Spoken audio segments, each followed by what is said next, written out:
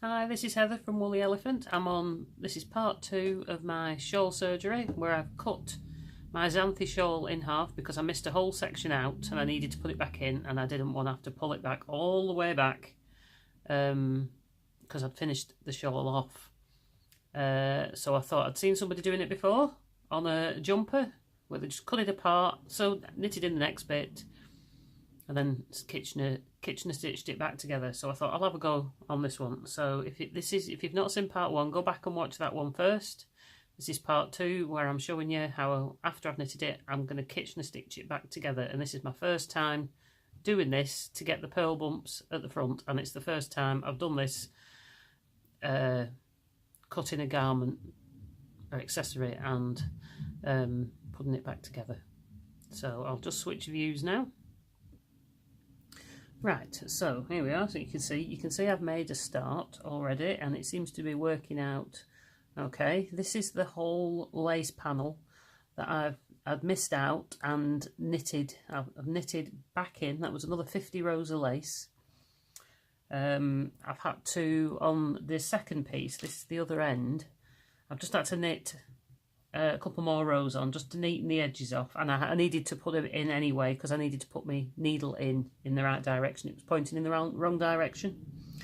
In future I knew if I was going to do it again, when I put my needles in first into the stitches before I cut it apart, I'd have one going one way and one going the other way so that they're both the right way around when you come to do it. But that was no big deal. So I left, it helped me put a new end on as well for knitting, so I've left way more than enough than I'll probably need, but I didn't want to run out. And like I say, I've made a start, and it's looking okay. I think it'll be, I don't think anybody will really notice, not unless you point it out to them of what I've done. It obviously doesn't look as neat as one of the original edges. But saying that, let me compare it to the other one. That was the other one where from the end of the lace it knits in. No, it's not too bad actually. It doesn't look too different to where that knits in. So, if you've ever Kitchener stitched a toe on a sock together, you'll know that when you start off on your front needle, which will be this one. Try and keep in shot. It's hard to look at what I'm doing and look at the screen as well.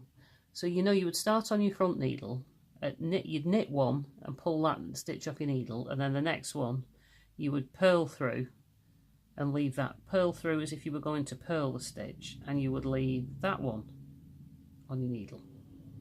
So you knit the first one, take it off, purl that one, purl the next one, leave it on, and then on the back stitch you would then purl the first one off and knit the second one on, and then come back to the front.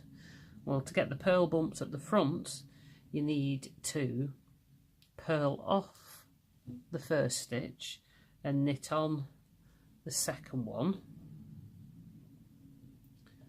the opposite way around basically, and then at the back you need to knit off the first stitch, purl on the second one. You've got to readjust your whole way of how Kitchener stitch, to make sure you get it in the right order. So that one was purled on. So on the first one, I'm going to purl off the first stitch,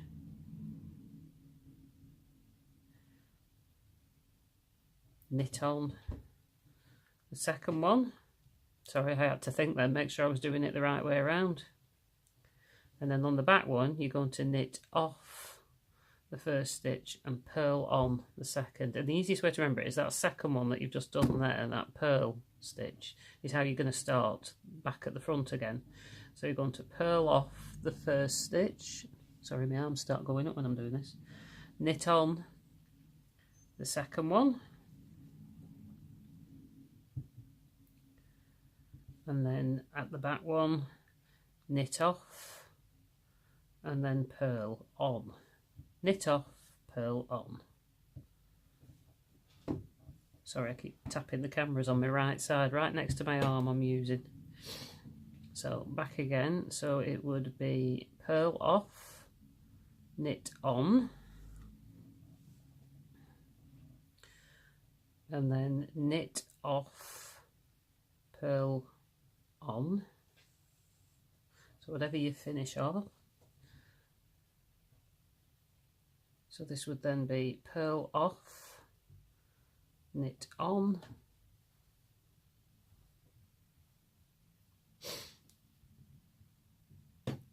and then knit off, purl on the back ones. Right, can just pull that in to tighten it up a bit. If it's a bit loose, see, it'll concertina up, but you can stretch it back out again. And then there you go. So you've got the garter bumps here along the edge. If it was all stocking stitch, garter stitch, it would probably look a bit neater, but because I'm doing garter stitch onto lace, I think it's working out okay. I think that's acceptable and is not going to be too noticeable on the shawl. And if anybody notices they're looking a little bit too close. So I'll finish this off, and then, because it'll take me a while, and then I'll come back to you and show you it finished. I'm back. Well, I'm really pleased. It's taken me an hour. This is where the join is. You can barely tell. I can only just tell because I know. It's a little bit bumpy, but that's only because it needs stretching out a bit.